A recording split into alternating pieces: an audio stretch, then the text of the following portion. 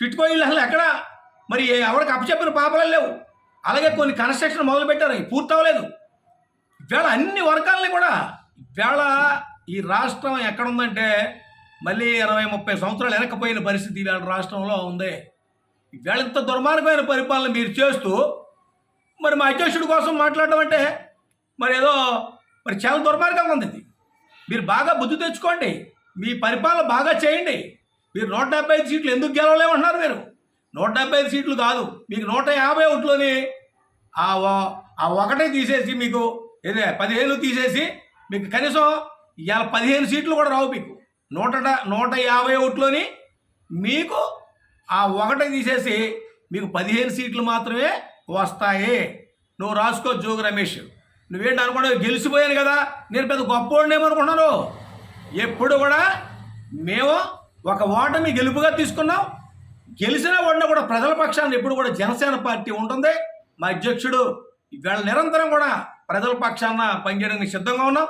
జైలుకి వెళ్ళడానికైనా మీతో పోరాడడానికైనా ప్రజలకి ఎక్కడ అన్యాయం జరిగినా కూడా జనసేన పార్టీ ఉంటుందని ఖచ్చితంగా ఎదురేస్తా ఉన్నాం.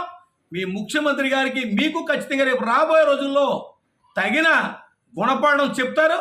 మీకు ఖచ్చితంగా మీ కళ్ళు తెరిపిస్తారు. పిచ్చి కుక్కలో ఎవరనేది కూడా రేపు పొద్దున మిమ్మల్ని తరిమి కొట్టే రోజులు దగ్గరలో ఉన్నాయని చెప్పేసి జోగి రమేష్ గారు మీరేదో మాట్లాడుతూ ఉన్నారో మీరు ఒళ్ళు దగ్గర పెట్టుకుని మాట్లాడే పిచ్చి కుక్కలు బీరు.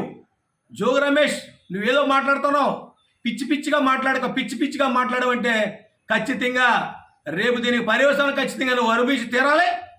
ఖచ్చితంగా రేపు మేము ఎవరికి ఎక్కడ ఏం జరిగినా సరే ప్రజలకి మేము జనసేన పార్టీ తరఫున పోరాడడానికి సిద్ధంగా ఉన్నాం.